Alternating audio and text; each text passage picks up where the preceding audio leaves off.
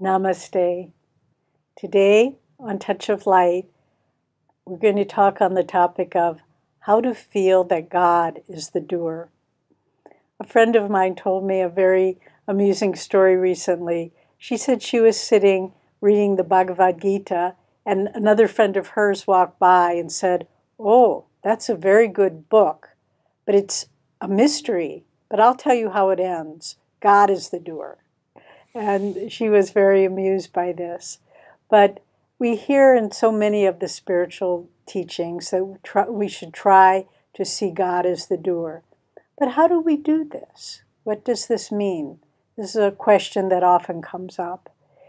We were very fortunate to spend many years of our life under the training and inspiration of Swami Kriyananda, who was a direct disciple of Paramahansa Yogananda.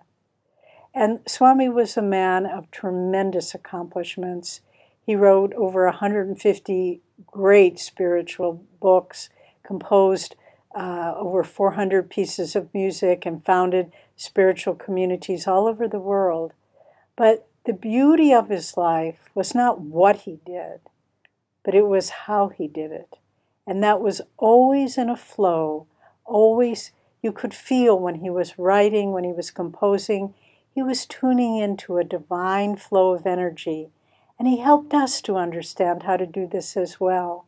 We were fortunate in living with him at the time he was writing one of his great books, The Essence of the Bhagavad Gita, which is based on the commentaries of Paramahansa Yogananda. And in that period of time, he set a goal for himself to write 10 pages of meaty philosophy every day, no matter what happened, if he was ill, if there were guests visiting, and he achieved that goal, and often more. And in 2 months, he was able to write a 600-page volume. Incredible. Really not humanly possible, but possible when you know that God is the doer. So how do we apply this in our own lives? The first thing, and these are things that we learned in watching Swami Kriyananda, whatever you do, give yourself wholeheartedly to it. The more energy you bring to it, the more you open up a divine portal where God's energy can pour through you. Don't hold back. If you're just, well, maybe I'll do this, you can pretty much realize that God won't come into that field of energy. But if you say, this is hard, this is difficult, but I'm going to give it everything I've got, then God comes in and makes everything, gives you the inspiration, gives you the energy. And the second point is, so the first point, wholehearted commitment to what you do. And the second point is to surrender your life. Don't think, this is my life, my brain, my talents. We don't have anything in our life. Nothing belongs to us.